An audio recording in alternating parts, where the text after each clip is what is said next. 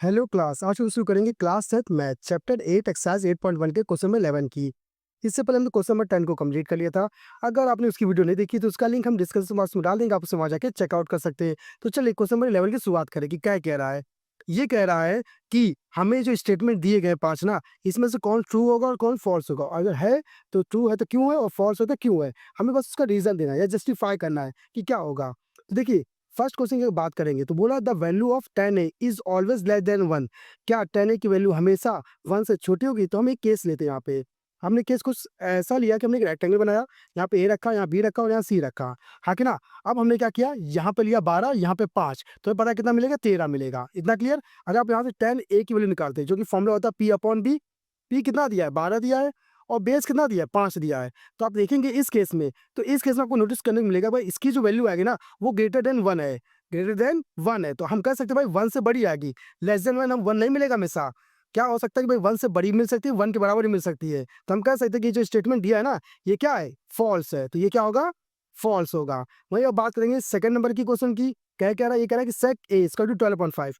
अगर सेक ए 12.5 है तो आप एक ट्रायंगल बना सकते हैं, ठीक ना। अब 12.5 है ना, सेक का फॉर्मूला क्या होता है, हाइपोटेन्यूज अपॉन में बेस, हाँ कि ना। तो बेस कितना दिया आपका, 5 दिया है, और हाइपोटेन्यूज कितना दिया, 12 दिया है। अगर आप देते ए बी सी नाम, तो आप बताना है कि क्या ये पॉसिबल है किस एंगल ए के लिए। तो हाँ, हम कह सकते हैं। क्यों, क्योंकि आप देखेंगे जो आपका हाइपोटेन्यूज की वैल्यू है ना, वो बेस से बड़ी आ रही है। हाइपोटेन्यूज की वैल्यू बेस से क्या आ रही है, बड़ी आ रही है। तो हम कह सकते हैं ये पॉसिबल है। तो रीजन आंसर क्या होगा इसका, ट्रू होगा, ठीक है।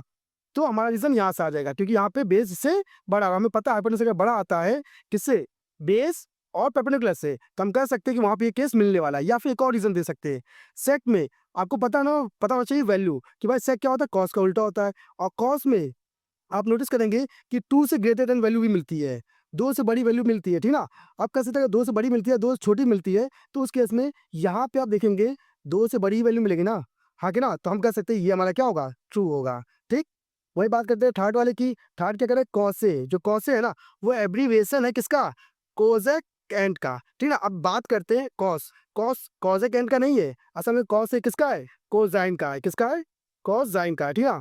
वही तो बात करेंगे कोसेन, ये किसका है, कॉसेक ए का है। किसका है, कॉसेक ए का। तो आप कह सकते हैं कि ये जो दिया है ना, ये इसका पार्ट नहीं है, ये किसका पार्ट है, इसका पार्ट, और इसका पार्ट क्या है, ये है।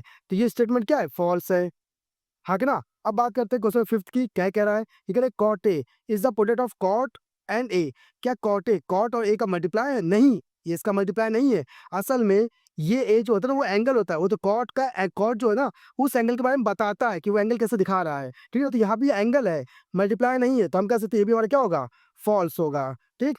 वही बात करते हैं फिफ्थ वाले पार्ट की। कह रहा है साइन थीटा इक्वल टू 4/3।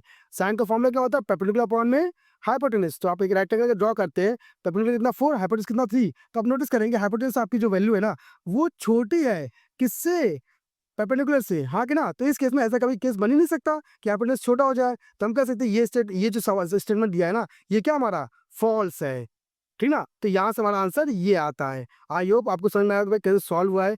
अगर आपके पास मैथ से रिलेटेड कोई प्रॉब्लम है तो हमारी वीडियो में कमेंट करके हमें बता दीजिएगा, तो हम उसका सोल्यूशन आपको बता देंगे। तो आज की क्लास के लिए धन्यवाद।